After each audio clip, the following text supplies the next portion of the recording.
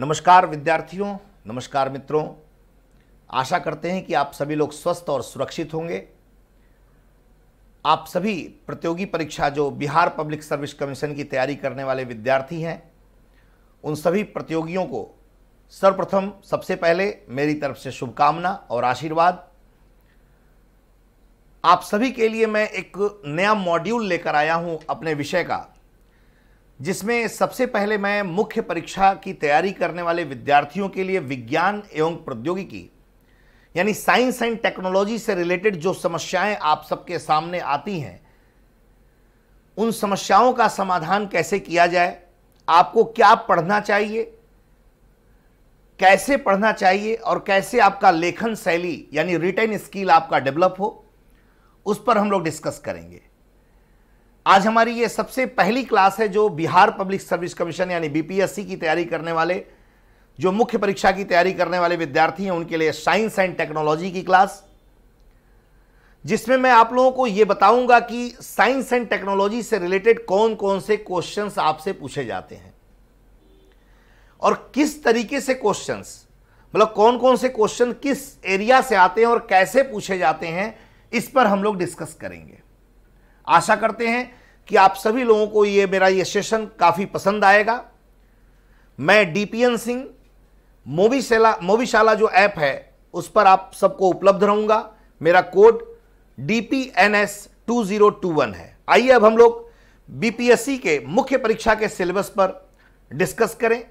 देखिए, science and technology BPSC मुख्य परीक्षा का जो सिलेबस है कुछ इस प्रकार का है, जिसमें जो सबसे पहला टॉपिक है वह है जैव प्रौद्योगिकी। आप सभी लोगों को दिख रहा होगा, जिसे बायोटेक्नोलॉजी कहा जाता है। देखिए, मैं दोनों लैंग्वेज में आपको बाइलिंगुअल इंग्लिश और हिंदी दोनों में बताऊंगा। बायोटेक्नोलॉजी के बारे में पढ़ा जाएगा। बायोटेक्नोलॉजी में हम लोग सबसे पहले बायोटेक्नोलॉजी का इंट्रोडक्शन की किए है क्या, इसका परिचय जानेंगे। दूसरा, इसके कौन कौन से क्षेत्र हैं, जैसे रिकॉम्बिनेंट डीएनए टेक्नोलॉजी है, क्लोनिंग है, स्टेम सेल है, जीन थेरेपी है, इन विट्रो फर्टिलाइजेशन है, टेस्ट ट्यूब बेबी है, सेरोगेसी है, आपका क्रिस्पर कैस9 है। इन सब जो एरियाज में, और इसके अलावा जेनेटिकली मॉडिफाइड क्रॉप जो होते हैं, या मान लीजिए कि आपका मोनोक्लोनल एंटीबॉडीज क्या होता है, और डिजीजेस से रिलेटेड इस पर हम लोग डिस्कस करेंगे। साथ में बेटा हम लोग जैव प्रौद्योगिकी के अनुप्रयोग किन किन क्षेत्र में इसका अनुप्रयोग है, जैसे कृषि के क्षेत्र में, पर्यावरण के क्षेत्र में, कृषि में ही पशुपालन के क्षेत्र में, आपके चिकित्सा के क्षेत्र में, आपके उद्योगों के क्षेत्र में, इन सब क्षेत्रों में क्या इसका अनुप्रयोग है, किस लिए यह महत्व रखता है, इस पर हम लोग डिस्कस करेंगे। बायोटेक्नोलॉजी पर ह्यूमन जीनोम प्रोजेक्ट क्या होता है, और बायोटेक्नोलॉजी से रिलेटेड जो करंट अफेयर्स हैं, जैसे कि अभी दो दिन पहले एक क्वेश्चन पूछा गया था कोविड-19 से रिलेटेड कि मेक इन इंडिया के तहत प्रधानमंत्री द्वारा चलाएगी जो अभियान है, उसमें कोविड इंडिया के उन्मूलन के लिए कौन कौन से व्यवस्थाओं को लाया गया था, उस पर मैंने पूरा डिस्कस किया है। जो पूरा डिस्कशन मेरा मोबीशाला ऐप पर उपलब्ध है। जितने भी बीपीएससी मुख्य परीक्षा में जो क्वेश्चन आया था 66 का, उसका उपलब्ध है। उस पर आप लोग चाहेंगे तो उसका लाभ उठा सकते हैं कि कैसे उस प्रश्न का उत्तर देना है और कैसे उसका उत्तर लिखना है। मैंने पूरा सीरियल वाइज आपको बताया है उसमें आंसर कैसे लिखना है और क्या प्रश्न पूछा गया है। तो उन सभी बातों पर जो समसामयिक यानी करंट इश्यूज पे, जो बायोटेक्नोलॉजी से रिलेटेड जो करंट अफेयर्स होगा, उस पर हम लोग डिस्कस करेंगे बच्चों। इसके बाद बेटा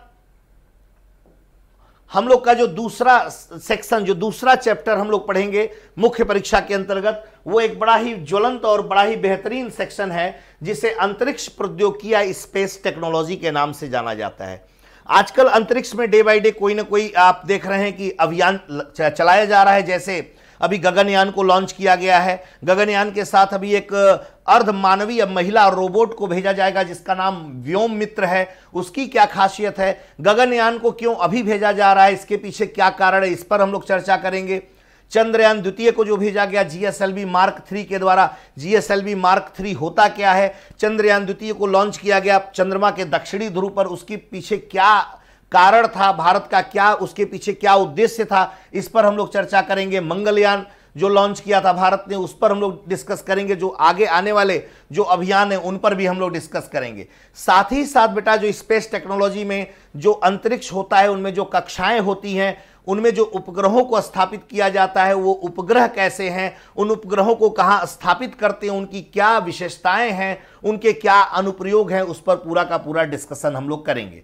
और साथ ही साथ जो कक्षाएं होती हैं, चाहे वो ध्रुवीय कक्षा हो, चाहे वो भूस्थैतिक कक्षा हो, चाहे भू तुल्यकालिक कक्षा हो, चाहे सूर्य तुल्यकालिक कक्षा जिसे बोला जाता है polar orbit, sun synchronous orbit, geostationary orbit, geosynchronous orbit, ये क्या होते हैं, इनकी विशेषता क्या होती है, इस पर हम लोग पूरा डिस्कस करेंगे बेटा। और जो उपग्रह हम लोग लॉन्च करते हैं, उन उपग्रहों की क्या विशेषता है। जैसे रिमोट सेंसिंग सैटेलाइट होता है। रिमोट सेंसिंग सैटेलाइट में बहुत सारे सैटेलाइट्स हैं, उनके यूजेस क्या है। जैसे कार्टोसेट हो गया, मेगाट्रॉपिक्स हो गया, आपका माइक्रोसेट हो गया, आप ओशन सेट ले लीजिए, रीसेट ले लीजिए, राडार सेट ले लीजिए, रिसोर्स सेट ले लीजिए। ये जो सैटेलाइट लॉन्च किए गए हैं, इनकी विशेषता क्या है, इनकी उपयोगिता क्या है, इस पर हम लोग पूरा डिस्कस करेंगे बेटा। और साथ ही साथ हमारे देश के द्वारा जो इसरो है, इंडियन स्पेस रिसर्च ऑर्गेनाइजेशन, इसने जो प्रक्षेपण यानी जो व्हीकल्स या लॉन्च किया है प्रक्षेपण यान को, जैसे SLV, ASLV, PSLV, GSLV, ये क्या होते हैं, ये कैसे होते हैं, इनका उद्देश्य क्या है, इनके अनुप्रयोग क्या है, इस पर पूरा डिटेल में हम लोग पढ़ेंगे बेटा। इसके बाद बेटा इसरो की महत्वपूर्ण उपलब्धियों पर चर्चा करेंगे। स्पेस टेक्नोलॉजी से रिलेटेड जितने भी करंट इश्यूज हैं, जो प्रश्न आजकल आपके बिहार पब्लिक सर्विस कमीशन यानी BPSC में बन रहे हैं, उस पर हम लोग डिस्कस करेंगे। इन अंतरिक्ष कचरा क्या होता है, जो अंतरिक्ष में जो प्रदूषण फैल रहा है, जो अंतरिक्ष व्यवस्थाओं के द्वारा जो टेक्नोलॉजी डेवलप की जा रही, उनसे जो वहां डेब्रीज यानी कचरा जो फैल रहा है, उस पर हम लोग पूरा का पूरा डिस्कस करेंगे। नाभिकीय प्रौद्योगिकी, तीसरा जो टॉपिक होगा, नाभिकीय प्रौद्योगिकी क्या है, इस पर डिस्कस करेंगे। नाभिकीय ऊर्जा तैयार करने की तकनीकी, इस पर हम लोग डिस्कस करेंगे, कैसे तैयार करते हैं। उसके अंतर्गत नाभिकीय विखंडन और नाभिकीय संलयन पर हम लोग चर्चा करेंगे। Nuclear fission and nuclear fusion पर हम लोग चर्चा करेंगे और उनके अनुप्रयोग और सकारात्मक और नकारात्मक व्यवहारों पर चर्चा करेंगे। साथ ही साथ नाभिकीय संयंत्र कैसे होते हैं, नाभिकीय संयंत्र कितने प्रकार के होते हैं, उपयोग के आधार पर और तकनीकी आधार पर कितने प्रकार के होते हैं, उस पर पूरा का पूरा डिस्कस किया जाएगा। नाभिकीय ऊर्जा के अनुप्रयोग क्या है, न्यूक्लियर एनर्जी जो है उनके अनुप्रयोग क्या हैं, उनके सकारात्मक और नकारात्मक पक्ष क्या होते हैं, मतलब उनके पॉजिटिव एस्पेक्ट से और निगेटिव एस्पेक्ट से सब पे अध्ययन करेंगे हम लोग। जो एटॉमिक एनर्जी होता है और उनके अनुप्रयोग, उस पर डिस्कशन करेंगे। नाभिकीय हथियार कार्यक्रम पर चर्चा करेंगे। नाभिकीय हथियार कार्यक्रम है क्या, परमाणु हथियार कार्यक्रम है क्या, कैसे परमाणु हथियार बनाया गया, भारत ने क्या परमाणु संपन्न देश भारत है कि नहीं, 1968 के पहले जो देश थे उनको परमाणु संपन्न देश क्यों कहा NPT ने, भारत को क्यों गैर नाभिकीय हथियार के अंतर्गत रखा गया और भारत ने उसके बावजूद भी परमाणु बम बना लिया, परमाणु हथियार बनाया, उसके पीछे क्या कारण थे।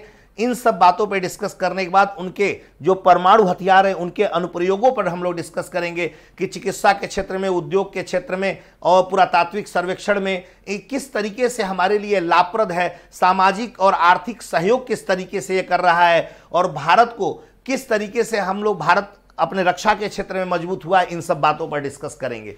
परमाणु हथियार ले जाने वाले मिसाइल और लड़ाकू विमान कौन कौन से हैं, इस पर हम लोग डिस्कस करेंगे। मिसाइलों का जो सामरिक महत्व है, उस सामरिक महत्व के अंतर्गत हम लोग डिस्कस करेंगे कि टैक्टिकल महत्व क्या होता है और रणनीतिक महत्व क्या होता है, कौन कौन से मिसाइल इसमें यूज किए जाते हैं। चाइना से अभी हम लोग का डिस्टर्बेंसेस चल रहा है, उसमें किस तरीके से हम ताकतवर हुए हैं। पाकिस्तान से तो बहुत दिनों से हम लोग का डिस्टर्बेंस चल रहा है, उस पर हम लोग किस तरीके से ताकतवर हुए हैं।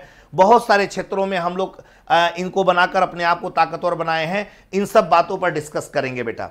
जैविक हथियार, रासायनिक हथियार किस तरीके से मानव के लिए बहुत विध्वंसकारी है, बहुत ज़्यादा खतरनाक है, डेंजरस है, इस पर भी हम लोग डिस्कस करेंगे कि क्यों जैविक हथियार और रासायनिक हथियार हमारे लिए खतरनाक है और कौन कौन से जैविक हथियार होते हैं और रासायनिक हथियार कौन से होते हैं।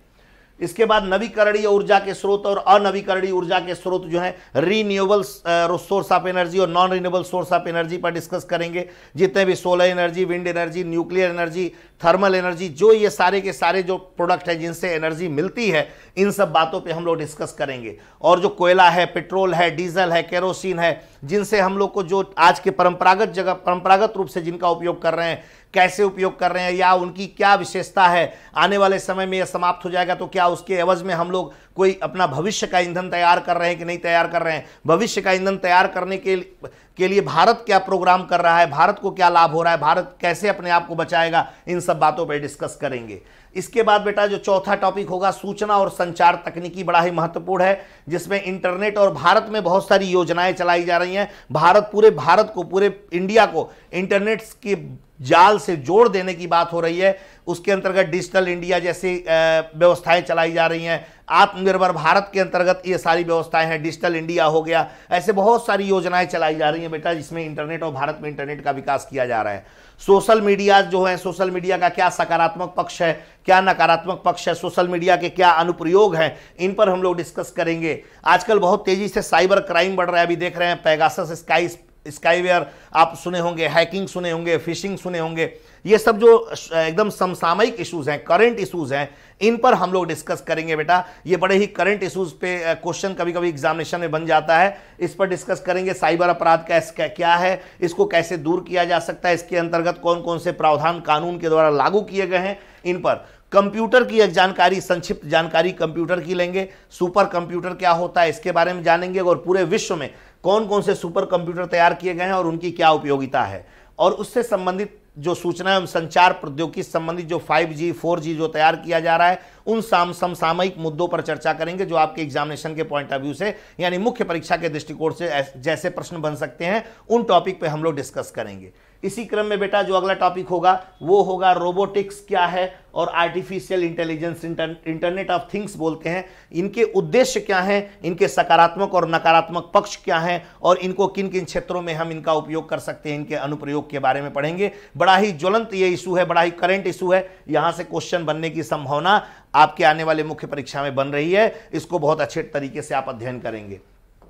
इसके बाद बेटा अगला जो टॉपिक है वो है नैनो प्रौद्योगिकी, नैनो टेक्नोलॉजी, बड़ा ही बेहतरीन टॉपिक है, जो आजकल बेटा बीपीएससी में तो पूछा ही जा सकता है, आपकी यूपीएससी में भी यहां से क्वेश्चन बन रहा है बेटा।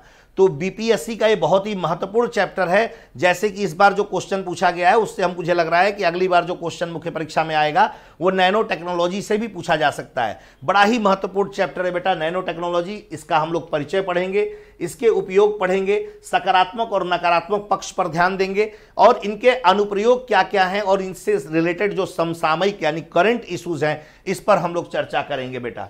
तो ये जो हमारा आपका चैप्टर था नैनो टेक्नोलॉजी का, जो बीपीएससी के मुख्य परीक्षा के दृष्टिकोण से मैं बता रहा हूं।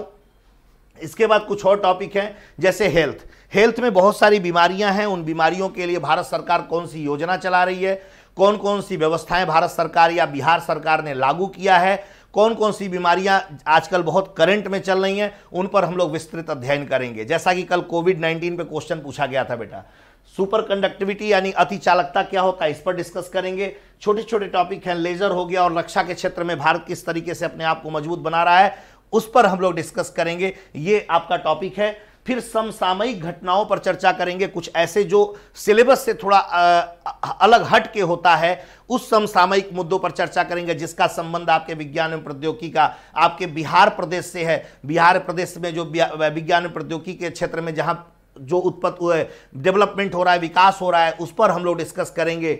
और साथ ही साथ जो और भी जो समसामयिक मुद्दे होंगे जो विज्ञान एवं प्रौद्योगिकी संबंधित, उन सब बातों पर हम डिस्कस करेंगे। तो आशा करते हैं मेरा सिलेबस आप सबको समझ में आ गया होगा। इन्हीं सिलेबस पे हम लोग पूरा अध्ययन करेंगे, और भी बेहतरीन तरीके से एक एक टॉपिक को पूरा का पूरा बेहतर तरीके से इलाबोरेट करके बेटा हम लोग अध्ययन करेंगे, ताकि आपको आने वाले एग्जामिनेशन में किसी भी तरह की असुविधा ना रहे। मेरा पूरा प्रयास होता है कि मैं आप सबको बेहतर से बेहतर अपना जानकारी आपको प्रेषित कर सकूं, आपको जानकारी डिलीवर कर सकूं, ताकि आप आने वाले एग्जामिनेशन में अपना बेहतर परिणाम दे सकें। मैं डीपीएन सिंह, जो मोबीशाला ऐप से जुड़ा हुआ हूं, मेरा कोड है DPNS2021, इसको जरूर आप लोग जुड़िएगा। पहले मेरी क्लास आप ज्वाइन करें। अगर आपको क्लास मेरी सबसे अलग लगती है और आपको मेरी क्लास सबसे बेहतरीन लगती है तो निसंदेह आप आंख बंद करके ज्वाइन करें। मैं पूरी तरीके से, पूरी ईमानदारी से आपको पढ़ाऊंगा और पूरी ईमानदारी से आपको मटेरियल प्रोवाइड करूंगा ताकि आप अपने परिणाम को प्राप्त कर सके और अच्छा रैंक प्राप्त कर सके। मेरी शुभकामना। जय हिंद।